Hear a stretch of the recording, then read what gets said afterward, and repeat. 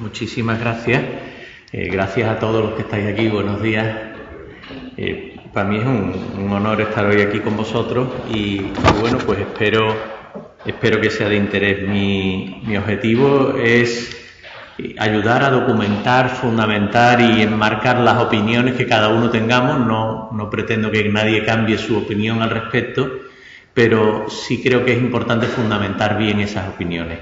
Vamos a dedicar un rato a terminología y otro rato a contexto, o sea, a documentar y a enmarcar, para luego entrar en la segunda mitad de la presentación en los argumentos éticos a favor y en contra, por un lado, de la eutanasia y suicidio asistido, por otro lado, de una ley permisiva con la eutanasia y suicidio asistido. Son dos niveles distintos del debate y veremos cómo hay autores que, considerando éticamente aceptable la eutanasia en situaciones extremas, sin embargo, se muestran contrarios a una legalización de la misma.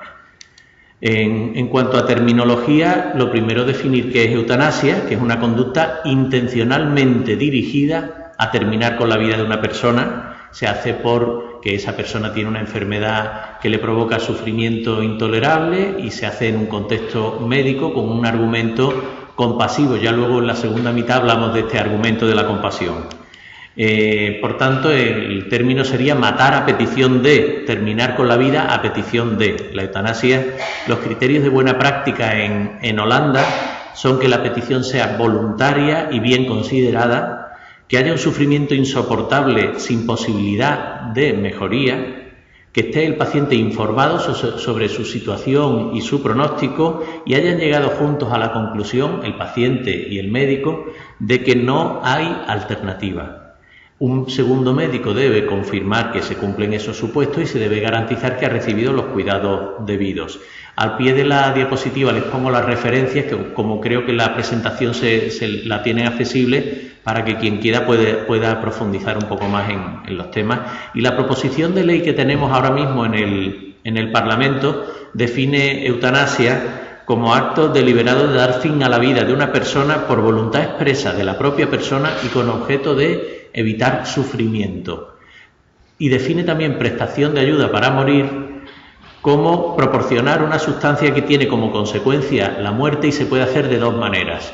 O bien por administración directa, eso sería la eutanasia, o bien por prescripción o suministro. Le facilito los medicamentos para que esa persona se suicide. Ese sería el suicidio asistido. Eso nos lleva al segundo concepto, que es el suicidio médicamente asistido, que lo acabamos de definir, y que las salvaguardas legales, lo mismo que hemos hablado de las que son en Holanda, que lleva mucho tiempo con la eutanasia legalizada, pues hablamos de cuáles son en Oregón. Debe ser un adulto competente que tenga una enfermedad en fase terminal, o sea, con un pronóstico de supervivencia de 6 meses, lo debe pedir 2 veces con una separación de 15 días, que es lo que le llaman el periodo de enfriamiento, por escrito y ante 2 testigos que no sean familiares o cuidadores de él.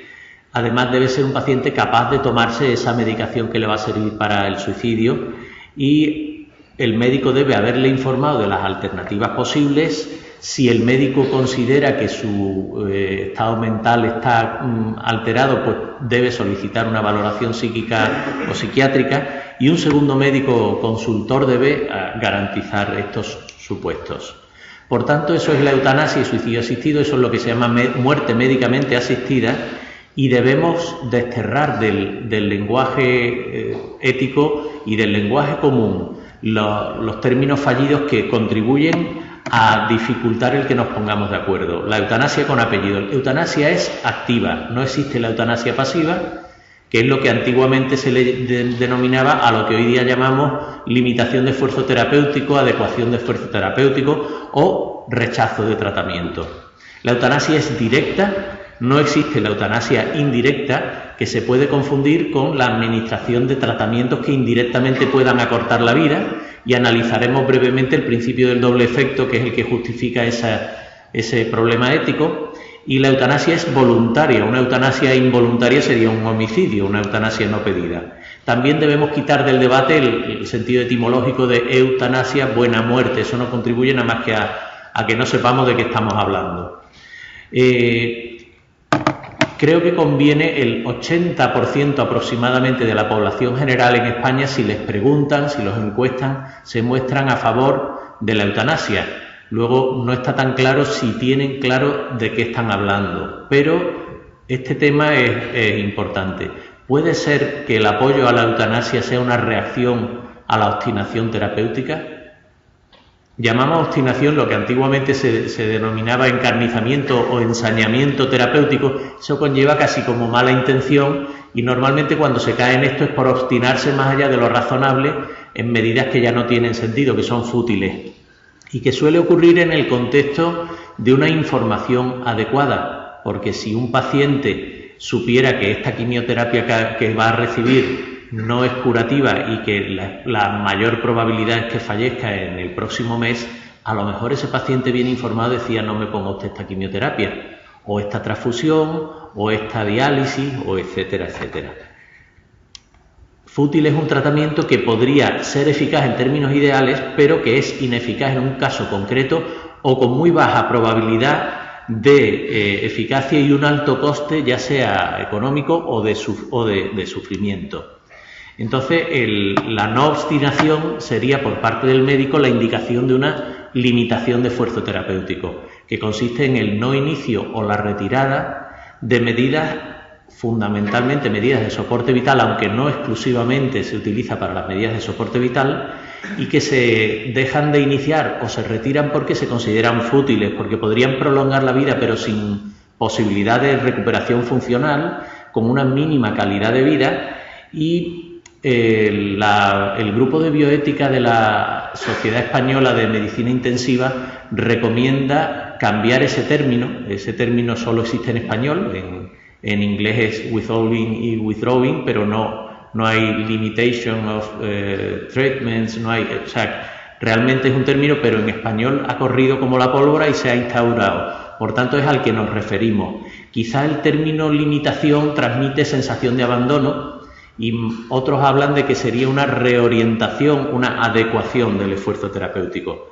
Hay otra opción y es el rechazo de tratamiento, que sería lo mismo, pero partiendo del paciente. Es el propio paciente el que lo rechaza, y en ambos casos se permite la muerte cuya causa es la enfermedad. En el caso de la limitación de esfuerzo terapéutico es el médico el que toma la iniciativa, en el rechazo es el paciente, y lo ideal sería la toma de decisiones compartidas en el contexto de una relación clínica deliberativa. El ejemplo clásico de la anemia en rango transfusional, pues si tengo un paciente con un cáncer de vejiga, con hemorragia que se va anemizando, y llega y tiene una hemoglobina de 6,5, mire, doña Josefa, que tiene una hemoglobina en rango transfusional y la vamos a transfundir. Pero si resulta que venía transfundiéndose una vez al mes, después cada 3 semanas, después cada semana, y ahora es cada 2 días, y en este tiempo ha empeorado el sufrimiento de esta persona, que está encamada, que está cada vez peor, que deja de tener sentido esto, pues mire, doña Josefa, aunque su hemoglobina está en rango transfusional, considero que no debemos seguir transfundiendo. Eso sería una limitación de esfuerzo terapéutico.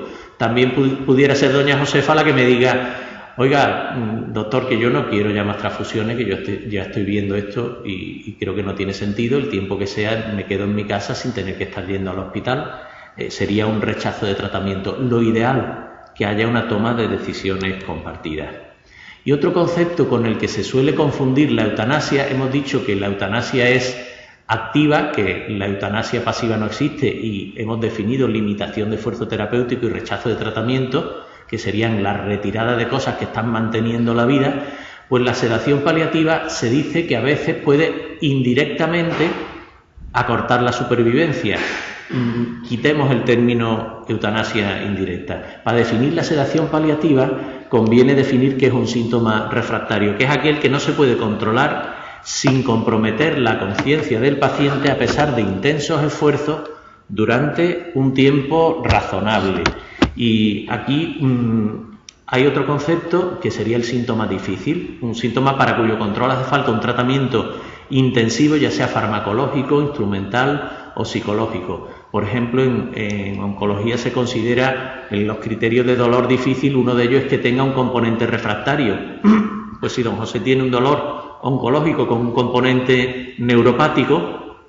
El dolor neuropático va a ser un dolor difícil. Oiga, don José, seguramente vamos a tardar al menos 3 semanas en controlar su dolor. Vamos a hacer primero esto, si no añadiremos esto y si no hablaremos con la unidad del dolor para que le pongan una bomba de analgesia intratecal. Pero claro, si don José, en vez de estar en una situación terminal con 6 meses de expectativa de vida, está en una situación agónica de últimos días de vida, sería una barbaridad que le diga vamos a tardar 3 semanas en controlar su dolor o vamos a ponerle una bomba de analgesia intratecal. Por tanto, el concepto tiempo razonable es muy importante y los intensos esfuerzos que tengan sentido en función de la fase pronóstica en la que está. Por eso la mayoría de las sedaciones paliativas se administran y se aplican y se indican en la fase agónica, pero no siempre y no solo. La sedación paliativa sería administrar fármacos para reducir la conciencia del paciente, tanto como sea preciso para aliviar esos síntomas refractarios. Aunque en los estudios que se han hecho, estudios de cohorte, no se ha objetivado que acorte la supervivencia. Hombre, si el síntoma refractario fuera una disnea en una insuficiencia respiratoria, es obvio que al sedar al paciente vamos a empeorar su grado de insuficiencia respiratoria, por tanto vamos a acortar la supervivencia. Y esto nos lleva a hablar de los tratamientos paliativos que indirectamente pudieran acortar la supervivencia. Aristóteles ya hablaba del voluntario indirecto, ponía el ejemplo en la Ética a Nicómaco de un barco que va en una tempestad y que corre el riesgo de hundirse, lleva la bodega cargada de piedras preciosas, de oro, de telas, y tiene que arrojar la carga por la borda para evitar el naufragio del barco. Y dice, el capitán del barco da la orden de tirar la carga, es voluntario, pero es indirecto, él no quisiera tener que tirarlo.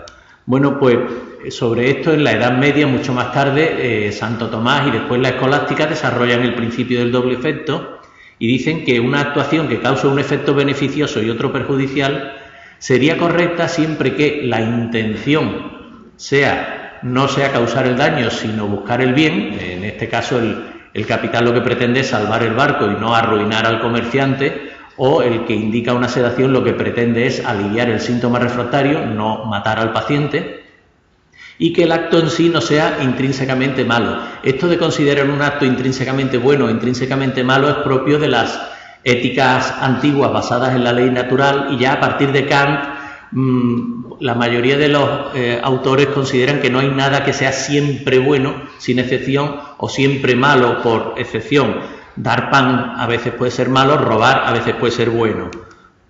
Bueno, pues los tratamientos que indirectamente podrían acortar la vida, lesionar el valor vida no puede quererse, pero sí puede permitirse en caso de una muerte que va a ser peor si se intenta retrasar.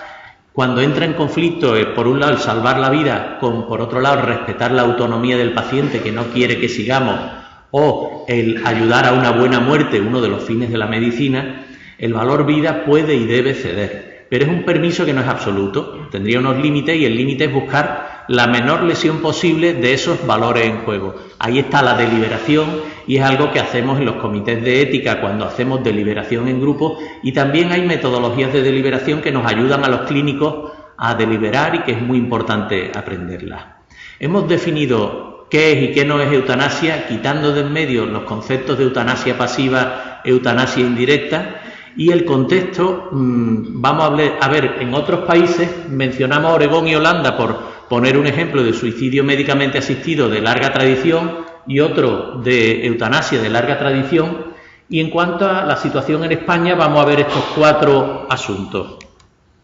En Holanda, el informe de los comités regionales de eutanasia en 2016 dice que el 4%, o sea, una de cada 25 muertes en Holanda, son por eutanasia.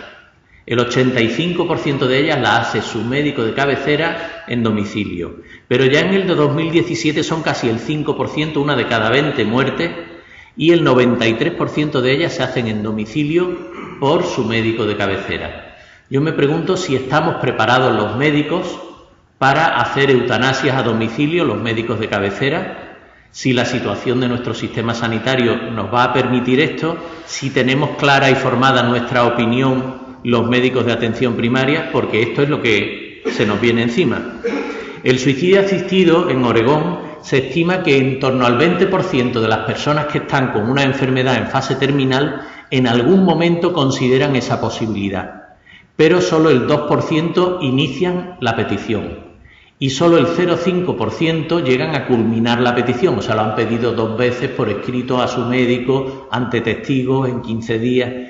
Pero de ese 0,5% que se lleva la prescripción, solo el 0,1% la utiliza. Hay un 0,4% que tiene la prescripción en casa y la tiene por si acaso, una sensación de control, de autonomía, pero no llegan a utilizarla. Los autores, los bioeticistas norteamericanos dicen que quizás sería menos susceptible de abuso el suicidio asistido que la eutanasia.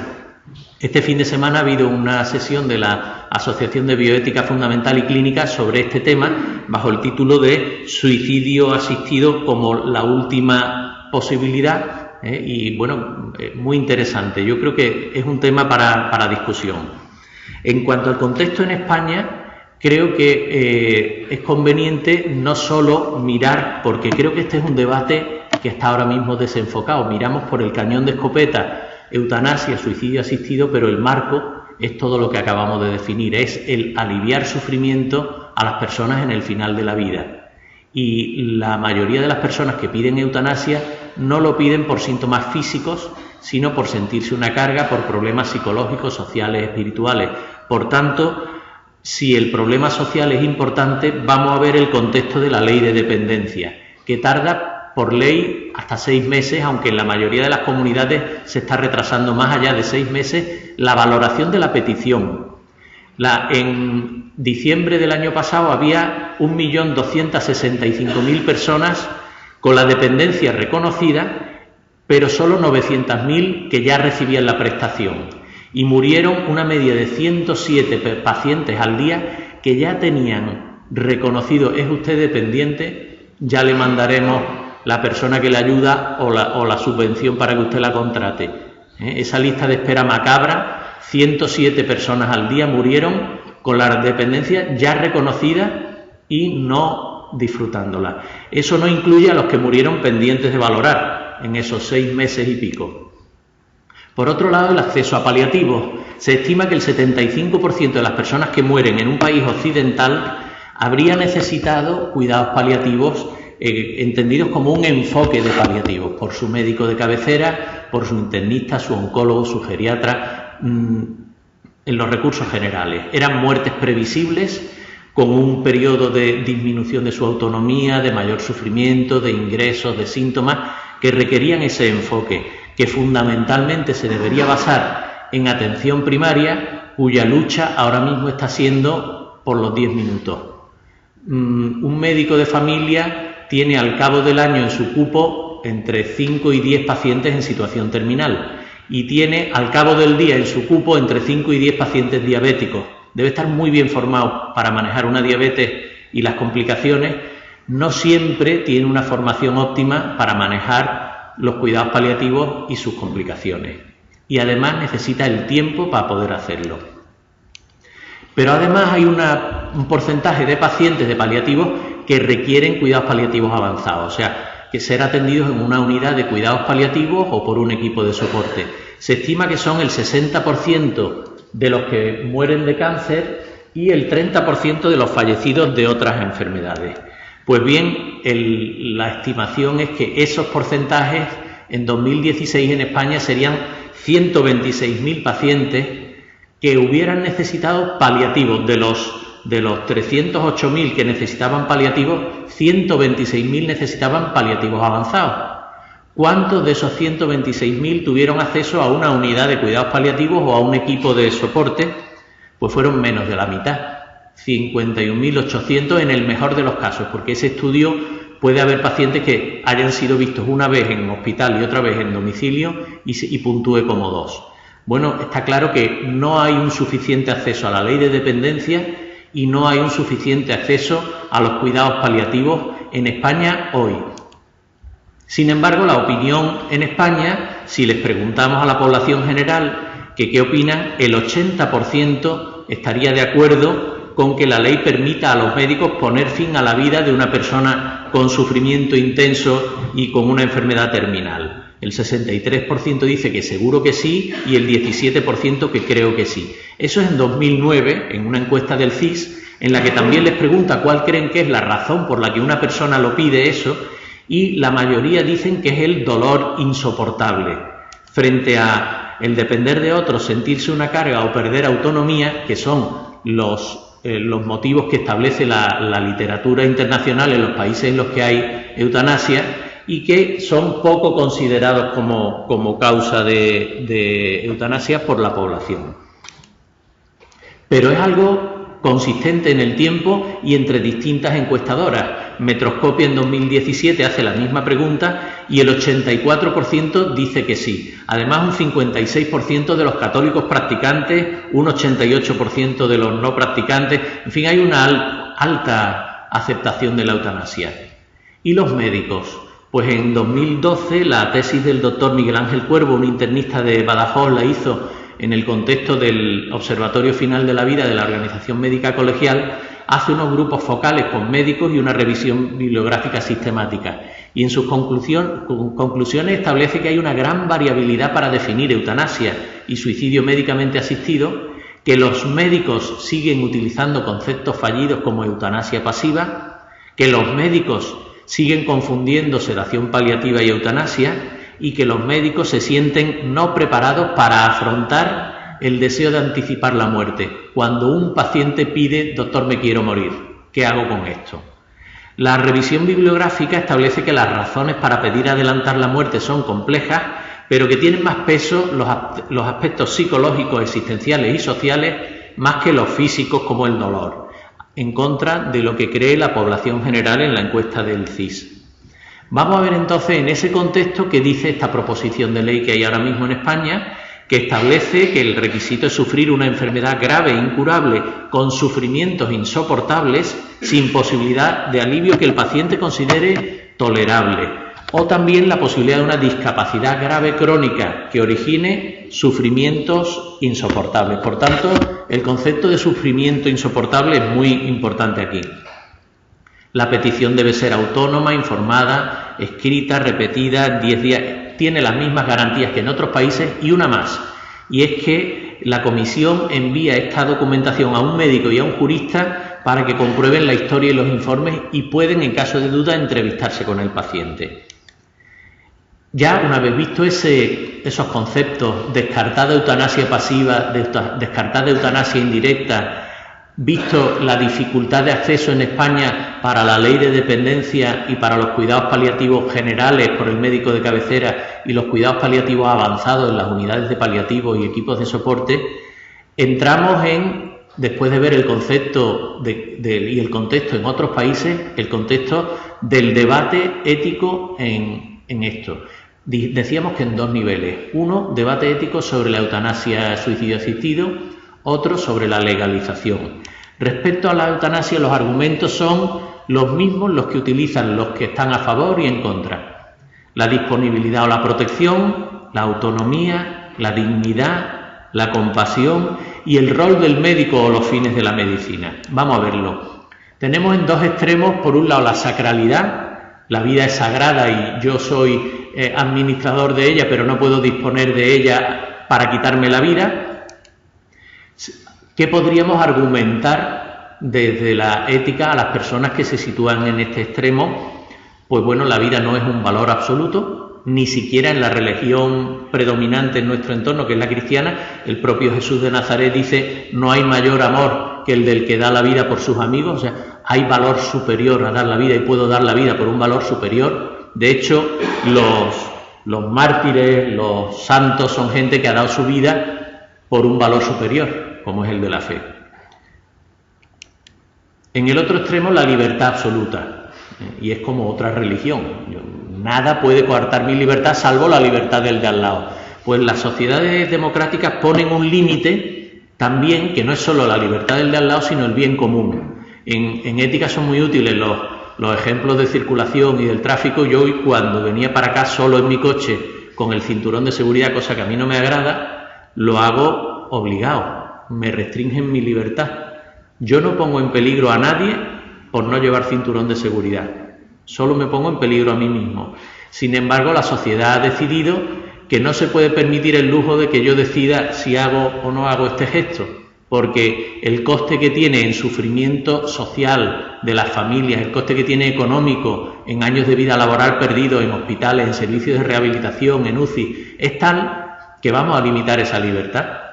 Y podemos restringir una libertad en pro del bien común. Ya veremos si los posibles daños al bien común de una ley sobre eutanasia, suicidio asistido justificarían o no el limitar esa posible libertad.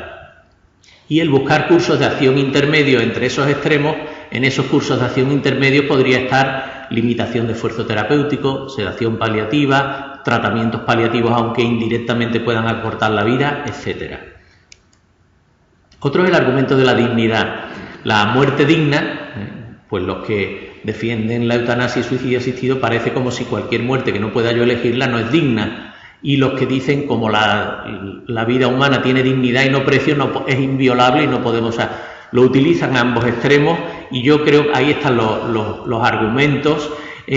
Al final se resumen a dignidad como punto de partida, entendida como ligada a la vida desde su inicio, independiente de sus condiciones, ligada a los derechos humanos, o dignidad como punto de llegada, entendida como ligada a la calidad de vida y sobre todo al libre albedrío. De manera que una persona que ha perdido la capacidad de libre albedrío vería mermada su dignidad y por tanto el grado de protección de su vida. En ese sentido sí que se pronunció la Sociedad Española de Cuidados Paliativos en 2002 diciendo la dignidad del paciente en situación terminal es un valor independiente de la pérdida de calidad de vida. Por eso mismo es por lo que intentamos prestarle cuidados de excelencia. Y cuando se habla de condiciones de vida indignas, son las condiciones las indignas o el comportamiento que las genera o que las permite, pero no la vida del paciente. Otro es el argumento de la protección de la vida o la disponibilidad de la vida. Los derechos humanos han sido un gran avance de la humanidad y uno de ellos, el más importante, el derecho a la vida, y se considera como nuclear la protección del derecho a la vida. En la eutanasia estamos permitiendo que en función de un acuerdo haya una persona que tiene permiso para matar a otra y eso pues algunos autores lo interpretan como un retroceso en la protección del derecho a la vida. Y otro es el argumento de la compasión. Yo creo que todos tenemos también el cine nos sirve mucho para la ética y tenemos alguna imagen extrema de abandonar al herido en el campo de batalla o en el desierto a merced de el rematar al herido que pide que por favor matarme, no me dejéis así, situaciones extremas. Pero en nuestro entorno la doctora Emmanuel, en un clásico sobre el que discutía sobre este asunto, dice: si se puede eliminar el sufrimiento con cuidados paliativos y el único sufrimiento es no poder elegir una muerte médicamente asistida, ese nivel de sufrimiento no justificaría el matar por compasión. Por último, el rol de la medicina, el rol del médico. Hay gente que dice: yo no me he hecho médico para hacer eutanasia, esto no forma parte de mi trabajo, esto no tiene nada que ver conmigo. Bueno, pues los fines de la medicina, las profesiones, cada una tiene su fin intrínseco, su fin propio, igual que el fin propio de la profesión del docente es enseñar y formar ciudadanos más libres, o el fin propio del político es velar por el bien común, y ese es el fin propio de esa profesión. Luego están los fines instrumentales: ganarme la vida, tener un reconocimiento social y si quiero incluso ser rico o ser famoso, es lícito, pero el fin propio de mi profesión es el fin propio de mi profesión. Si antepongo los fines instrumentales a esos fines propios, esa es la corrupción. Y lo vemos en la política, en la banca y también lo podemos ver en la medicina. Entonces, ¿cuáles son los fines propios de la medicina? Pues estos 4 son los que propone el Hastings Center después de un estudio muy amplio en el año 96, y el segundo dice aliviar el dolor y sufrimiento, y el cuarto dice evitación de la muerte prematura y búsqueda de una muerte en paz. Por tanto, dentro de esa búsqueda de una muerte en paz hay autores que dicen eso incluiría la muerte médicamente asistida, otros que dicen que no, pero sin duda eso está dentro de los fines de la medicina. Y luego está, decíamos, un nivel es el de argumentos éticos sobre muerte médicamente asistida, otro es argumentos éticos, y con esto terminamos, sobre una ley que la permita, porque son dos niveles distintos. No hay un discurso único desde la bioética, pero no todo lo aceptable o rechazable éticamente debe ser legislado sin considerar sus consecuencias. Y no es lo mismo legislar sobre asuntos que tienen un amplio consenso ético, como fueron limitación de esfuerzo terapéutico, sedación paliativa, rechazo de tratamientos, etcétera, que legislar sobre asuntos que no solo no tienen un amplio consenso ético, sino que tienen una amplia división, sin una postura única. Hay autores que consideran aceptable en circunstancias extremas la eutanasia, pero que están en contra de su legalización por las previsibles condiciones o repercusiones negativas, y que serían 4. Vamos a verlas y con esto terminamos. La primera sería el argumento de la coacción para los más débiles. A mí es el que más me preocupa. En un entorno que vea normal la eutanasia, con insuficiente atención sociosanitaria y acceso a paliativos, como hemos visto, los más graves, los que se sientan una carga o los que tengan un sufrimiento extremo y no tienen alivio, se verán coaccionados a elegir un final rápido sin tener la libertad de haber podido elegir alternativas. Y esa presión será mayor cuanto peores sean las circunstancias de pobreza y de precariedad de esas personas, que paradójicamente una ley que permitiría a unos cuantos, si aquí tendríamos a todas las personas con una enfermedad terminal, con sufrimiento, vamos disminuyendo los que tienen un gran sufrimiento con paliativos avanzados, con limitación de esfuerzo terapéutico, sedación paliativa, pero hay una pequeña parte que siguen pidiendo eutanasia o suicidio asistido a pesar de todo eso, ese 0,1% que decían en Oregón. Si para dar una libertad a este 0,1% creo algo que puede ser una coacción para todos estos, esta ley se está convirtiendo en una ley del embudo. A mí esto francamente me preocupa, que sea un arma de coacción. Mi padre va a tener quien lo cuide en su casa porque tiene una posición económica más o menos estable, pero hay mucha población en situación precaria y viendo que el estar en casa pone en peligro los trabajos de sus hijos. Entonces, si lo normal es pedirle eutanasia, el que no la pida quizás se está señalando en perjudicar a su familia. A mí me parece un argumento preocupante. Otro es el debilitar la confianza en el sistema sanitario, que es un sistema universal que no puede atender a todo lo que le piden y que los médicos somos agencia sanitaria. La eutanasia influiría en la economía de cada institución y podría generar desconfianza en los médicos y en el sistema. Otro es el freno al desarrollo de los cuidados paliativos. La expresión deseo de morir se considera como un punto de partida de cuidados paliativos intensos, incluyendo la dimensión psicológica, social, espiritual, para aliviar esto, y normalmente se resuelve con esto, pero están poco implantados. La Estrategia Nacional de Paliativos propone mejorar la formación de paliativos en los recursos generales y también aumentar los recursos específicos de respaldo para los casos complejos, pero esto está a medio desarrollar, y legalizar la muerte médicamente asistida podría frenar la inversión en desarrollar esas actividades de formación en cuidados paliativos y en desarrollar esa implantación de más recursos. Y por último, el argumento de la pendiente resbaladiza, que nos dice que una vez legalizada para casos de enfermos que lo piden y que tienen un sufrimiento extremo y que es voluntario y que es capaz, pues nos podríamos deslizar hacia su petición en enfermos inconscientes o incapaces que no lo han pedido, y la eutanasia no pedida sería éticamente inaceptable. Este es un argumento muy criticado, y ahí tienen para los interesados pues publicaciones que dicen que es falso, publicaciones que dicen que es cierto. Lo que sí es cierto es que, por ejemplo, en Holanda la curva de eutanasia sigue en aumento desde su inicio.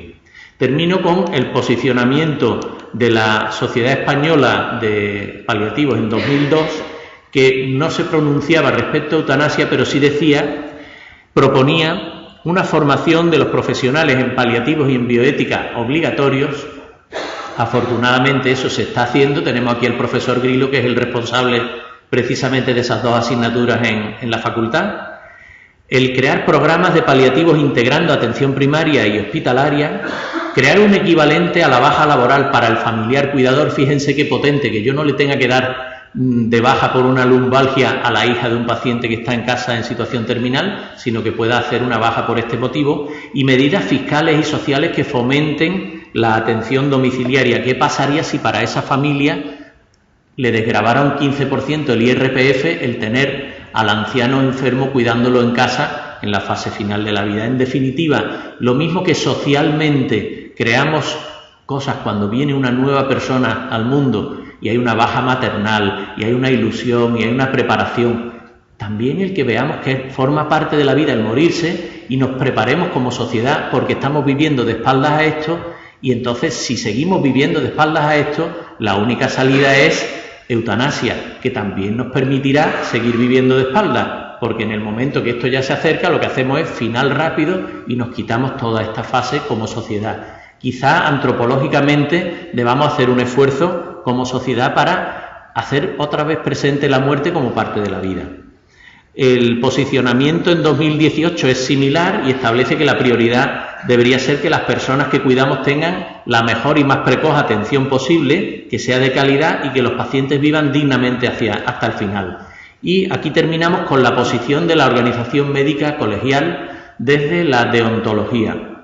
Nos dice: el médico debe nunca provocar intencionalmente la muerte, ni siquiera a petición del paciente. Nos dice: el médico debe aplicar medidas de bienestar aunque pueda derivarse acortamiento de la vida. El médico debe hacer eso. El médico debe no emprender acciones fútiles u obstinadas, y el médico debe indicar sedación paliativa si hay síntomas refractarios y consentimiento. En esas circunstancias, cuando hay síntomas refractarios y consentimiento, no cabe objeción de conciencia a la sedación paliativa. En definitiva, ahí tienen también una referencia en la web, porque el tema legal yo no soy experto en él, pero vi este vídeo de un abogado del Estado que explica estas cuestiones legislativas y con bastante claridad para los que estén interesados en el tema, y yo termino aquí por si tenemos tiempo de un diálogo. Gracias.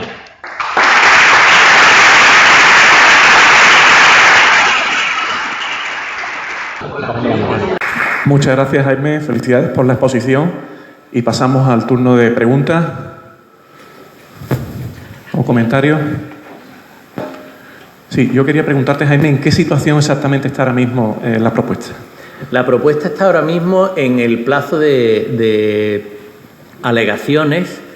Tiene que ir después a las comisiones por cada partido, en los grupos, para consensuar la redacción. Hay datos, por ejemplo, está mal definida la sedación paliativa en esa proposición de ley, están mal definidos los cuidados paliativos. Todo eso se tendrá que ir puliendo y después volverá al Congreso, donde debe ser aprobado al ser una proposición de ley y sobre una ley que atañe a un derecho fundamental como es el derecho a la vida. Ahí tiene que aprobarlo mayoría absoluta, que son 176 votos, pero son 178 los escaños que son partidarios ahora mismo, o sea que esto lo esperable es que salga adelante. ¿Qué está haciendo ahora mismo las sociedades médicas? ¿Qué están haciendo al respecto? Viendo las opiniones que tiene la opinión pública, que son mayoritariamente equívocas en este aspecto, ¿qué se está haciendo? ¿Qué labor informativa tienes tu conocimiento? A ver, yo no puedo decir que la opinión pública esté equivocada. Digo que tanto los médicos como la opinión general, la población general, tienen una formación insuficiente, inadecuada en este tema, y que es necesario fundamentar bien las opiniones. ¿Qué estamos haciendo? Muy poco. Estamos casi mirando para otro lado, pero esto viene y no nos estamos preparando. Entonces, yo sé que las sociedades están empezando a reaccionar, las sociedades de medicina de familia, las sociedades se están haciendo foros como este. Yo creo que es fundamental crear foros como este en los que cada uno salga de aquí con su opinión, pero conozca los argumentos y de esos argumentos tome el que a él le parece el razonable, pero que los conozca y que conozca el contexto y que conozca lo que ha ocurrido en otros países. Y eso, de momento, está siendo muy tímido, o sea, se está haciendo poco.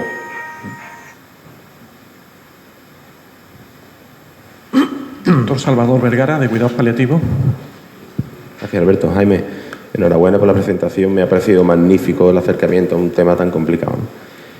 Mi cuestión iba en ese sentido, ¿no? Los que hacemos cuidados paliativos siempre decimos, y es verdad, que con unos cuidados paliativos adecuados, realmente la petición de adelantar la muerte pues es muy minoritaria, ¿no? Sin embargo, sorprende el enorme porcentaje de la población que está de acuerdo con la eutanasia, ¿no? Lo has comentado ahora mismo y a mí me sorprende y quiero preguntarte un poco por las causas, ¿no? Si te parece que es un reflejo un poco de la percepción que tiene o la falta de información que tiene sobre el acceso que van a tener a cuidados paliativos o es una expresión sobre el miedo al sufrimiento que tiene la gente. Y también un comentario, perdón, que aproveche, un comentario sobre tu intervención anterior, ¿no? Es verdad que se está haciendo poco en relación a la información y lo poco que se hace en relación a la información de los profesionales, porque realmente cuando hablas con la población o la información que puede tener la población para hacerse una opinión fundada sobre este tema, que además es complejo, bueno, es completamente insuficiente, ¿no? O sea, ahí sí que se está haciendo poco, en mi opinión, ¿no? Yo creo, respecto a esto segundo, hay que intentar cambiar la función social de hacer presente como parte de la vida la fase final de la vida y que se pueda hablar con naturalidad de esto. Ahora mismo es un tabú mucho mayor que el sexual. O sea, de la muerte no hablamos, de sexo sí podemos hablar, de muerte no. Bueno, yo creo que esto hay que irlo recuperando. Luego, en cuanto a la causa de por qué la población, yo me pregunto, como ejercicio de responsabilidad, yo siempre intento decir, a ver la parte que me toca. ¿Estará la población viviendo experiencias de sufrimiento innecesario, de futilidad, de obstinación terapéutica y como reacción sale el... Porque yo cuando hago una mirada a mi alrededor no me resulta extraño, nos cuesta a todos mucho menos dar una pata para adelante y poner una transfusión y poner un no sé cuánto y poner un no sé qué, que sentarnos con un paciente a hablar, preguntarle si quiere hablar, si prefiere delegar, participar en las decisiones su familia, sentarnos con la familia a hablar, tomar una decisión compartida de retirar tratamientos de soporte, y eso lo hacemos muy poco. Eso es el raro el que lo hace. El normal, el que pega la pata para adelante y vamos hasta que llegamos a una situación extrema y entonces lo sedamos. Me parece que ahí estamos fallando como colectivo profesional y creo que esa es la parte que nos toca de reflexión como profesionales. Luego hay otra parte que es la pedagógica, la social, la antropológica, la función del sufrimiento. A mí no me gusta venir aquí a hablar de eutanasia, me gustaría mucho más venir a hablar de esperanza, de alivio de sufrimiento, de cómo transmitir esperanza a personas en el final de la vida, y eso es tarea de profesionales esperanzados, de alivio del dolor, pero bueno, me ha tocado este tema. Ahora, me parece que este tema, dentro de una clave que es el alivio del sufrimiento en el final de la vida. El alivio del sufrimiento, no la eliminación del sufrimiento, porque sufrir forma parte de la vida. Y el otro día hablando con unos alumnos, ¿qué mayor grado de sufrimiento el que ha experimentado un revés amoroso? Y lo mal que se pasa cuando, bueno, pues forma parte de la vida y se crece con estas cosas. Entonces, el analizar la función antropológica del sufrimiento, dónde lo tenemos, como sociedad, qué estamos haciendo, por qué esto es un tema de sociedades occidentales y no hay este tema y este debate en África o en Sudamérica o en otros países. A lo mejor tenemos que darle una vuelta como sociedad a todo esto, y como sociedades médicas y como profesión yo creo que debemos reconsiderar el tema de la obstinación terapéutica. Doctor Grilo. Pues muchas veces me preguntan por qué no formamos mejor a nuestros estudiantes en temas de ética, en cierta parcela. Bueno, deciros la importancia que tiene la ética en nuestra facultad, porque tenemos profesores como el profesor Jaime Boceta, que es una alegría tenerte aquí. Muchas gracias. Yo decirte que el escenario, el panorama que se nos va a presentar es que va a ser más fácil aprobar la ley del suicidio asistido, la eutanasia, que dotar la ley de dependencia, etcétera. Entonces, el escenario, yo creo que eso es que nos llega, es empezar a decir que esto va a ser con la ley aprobada y, por lo tanto, ya veremos las consecuencias que tiene en todo lo demás. Y, bueno, no sé qué... El enfoque, por ejemplo, de problemas tan graves como cuándo decidir o quién decide con un Alzheimer, si se aprueba esta ley, en qué momento de una evolución tan larga es el momento para hacer la eutanasia, el suicidio asistido. ¿Qué experiencia tienes tú en los casos tan difíciles como puede ser una EPOC de muy larga evolución o en un Alzheimer? ¿Cómo se decide en otros países el momento en que, cuando ya no reconoce a la familia, cuando... ¿Quién lo decide? Por ejemplo, es un problema que yo tendría muy difícil en Claro. A ver, sobre eso en otros países, yo experiencia no tengo ninguna de esto, de verdad. Pero me he preparado el tema y lo que he visto en otros países, en Holanda, el 83% de las eutanasias son cáncer, enfermedades cardiovasculares y EPOC avanzadas, pero luego hay un 7% que son más polémicas, que son demencias en fases incipientes, en las que todavía se supone que la persona tiene capacidad para poderlo expresar o que ha dejado previamente escrito y planificado, problemas psiquiátricos y un tema que es síndromes geriátricos múltiples, que puede incluir incluso pues el caso reciente del que ya estaba cansado de vivir porque tenía 104 años, ¿no? Entonces, ese 7% son más polémicas las indicaciones. Y luego el tema quién es clave. Si no lo pide el enfermo, no se llama eutanasia. Le podemos llamar de otra manera, ¿eh? Luego está, hombre, yo en este tema a mí me preocupa efectivamente el asunto de la pendiente resbaladiza y cómo va aumentando. Y de esos supuestos que había en Holanda inicialmente, como ahora mismo 1 de cada 20 muertes. 1 de cada 20 muertes es ya un sufrimiento intolerable, sin posibilidad de alivio ninguno, que el médico tal, o es que ya llega un momento en que es el que no haga esto es lo normal. Y esto, a mí este tema es un tema que me preocupa mucho, sobre todo porque el Producto Interior Bruto per cápita en Holanda es de más del doble que en España y en Oregón es de más del doble que en España. Luego la dispersión geográfica, en Holanda están todos como si vivieran en grandes ciudades, aquí no. Entonces el acceso a paliativos, que es insuficiente, es menor en los pueblos, en los no oncológicos y en los niños. Bueno, pues y ya se abre el tema a la eutanasia en menores, se abre el tema a otro problema que hay ahora mismo en Holanda, importantísimo, es el de van a considerar que todo holandés es donante universal, igual que lo es en España. Pero claro, los órganos que vienen de eutanasia son de mejor calidad porque he podido prever, Entonces, todo esto se abre una nueva fuente de problemas éticos que ya los iremos viendo. Estamos fuera de tiempo. Tres turnos de preguntas que hay pendientes. Os pido brevedad, por favor. En primer lugar, felicitarte, no te conocía. Creo, sí que lamento que hayáis elegido un día, yo creo que no idóneo, porque es un puente o es un prepuente. Lo repetimos cuando queráis. Se ha cambiado además, porque creo que yo que hago las sesiones de mi servicio, las planifico, era otro tipo de sesión y se ha cambiado. Yo tengo que mandar un correo a las 10 de la noche de ayer, un tema creo que vital. Yo creo que se debe hacer más sesiones de este tipo. Y luego quería preguntarte algunas cuestiones técnicas. O sea, en esta fase de comisión se pregunta también a los sanitarios. A ver, el Parlamento. Cada grupo parlamentario tiene sus asesores. Entonces, pues habrá gente que tenga, por supuesto, lo lógico es que tengan asesores también.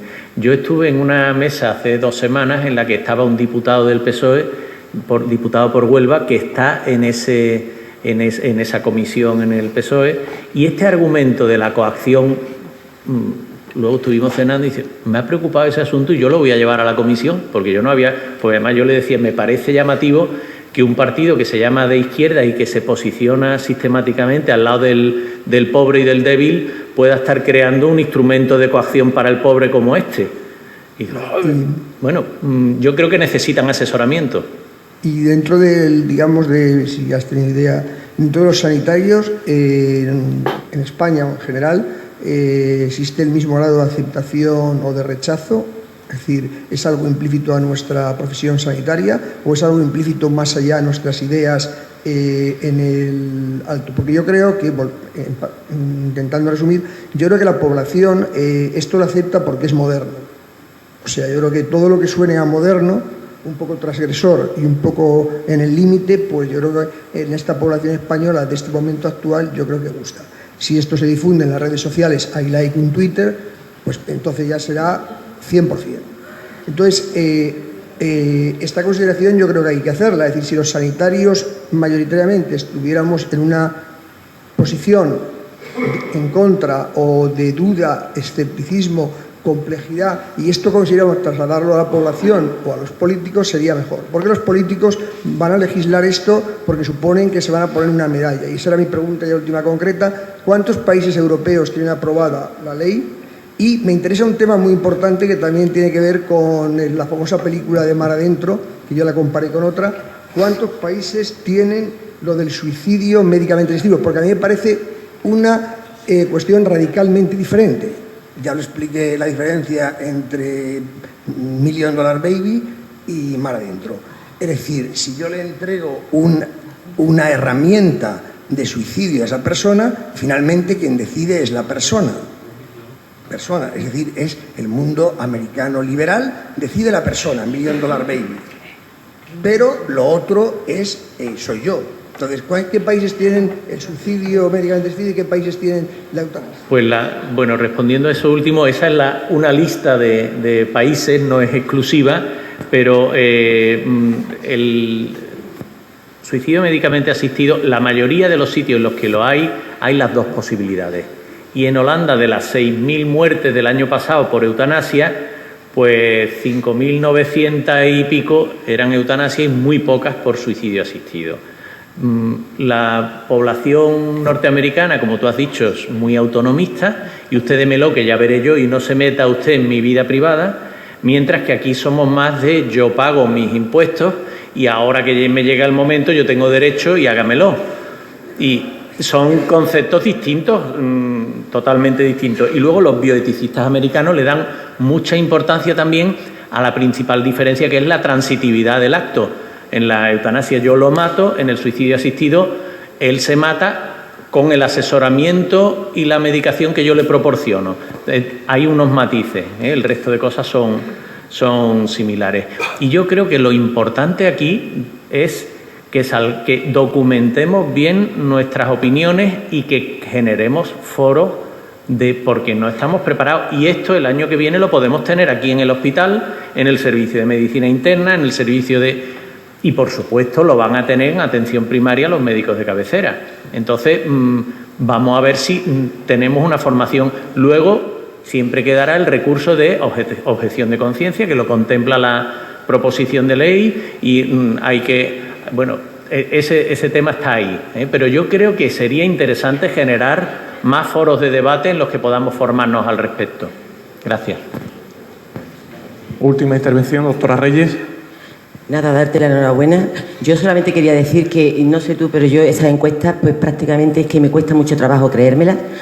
Aquí hay mucha gente con años de experiencia. Yo lo que percibo de los enfermos es que la gente no quiere sufrir, pero tampoco se quiere morir. Entonces, esas encuestas, y que los políticos tiren adelante con esas encuestas, y que lo único que quería aportar es que verdaderamente hoy vivimos en una sociedad donde tiene una religión clara, que es la economía, y un Dios, que es el dinero. Y a mí me da miedo ponerle precio a la vida, porque ¿qué es sufrir? Sufrir es un cáncer terminal metastásico, que el paciente está ahí, y aquellos ancianos, los asilos están llenos de ancianos que lo levantan a las 6 de la mañana porque las 3 chicas que están de turno los tienen que lavar y no les da tiempo para cuando llegue el otro turno, a las 8 los tienen que tener listos y desayunados, y se levantan a las 6 de la mañana, a las 5 de la mañana, y se llevan todo el día mirándose unos a otros sin que los hijos vayan a verlos y sin expectativa absolutamente ninguna. ¿Eso no es sufrir? Pues eso también puede llegar, porque también ahorra dinero. Muy bien. Pues muchísimas gracias a todos. Muchas gracias.